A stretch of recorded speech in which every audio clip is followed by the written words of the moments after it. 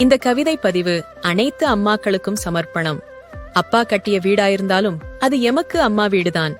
அடுப்படியே அம்மாவின் அலுவலகம். அன்பு மட்டுமே எதிர்பார்க்கும் சம்பளம். எமக்கு காய்ச்சல் வந்தால் மருந்து தேவையில்லை. அடிக்கடி வந்து தொட்டு பார்க்கும் அம்மாவின் கையே போதுமானது. பிள்ளைகள் ஊரிலிருந்து கொண்டு வரும் பயணப்பையில் இந்த அம்மாக்கள் எதிர்பார்ப்பது இன்னும் கொஞ்சம் அழுக்கு துணிகளை. மகனுக்கான அப்பாவின் கோபத்திற்கெல்லாம் அம்மாவின் முதுகுதான் கிழக்கு.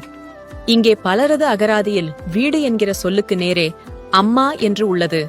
எந்த பொய் சொல்லியும் அம்மாக்களை ஏமாற்றிவிட முடியும். சாப்பிட்டு விட்டேன் என்கிற அந்த ஒரு பொய்யை தவிர ஃபீஸ் கட்ட பணம் என்றால் பிள்ளைகள் அம்மாவைத்தான் நாடுகின்றன. காரணம், எப்படியும் வாங்கிக் கொடுத்து விடுவாள் அல்லது எடுத்துக் கொடுத்துவிட்டு திட்டு வாங்கிக் கொள்வாள்.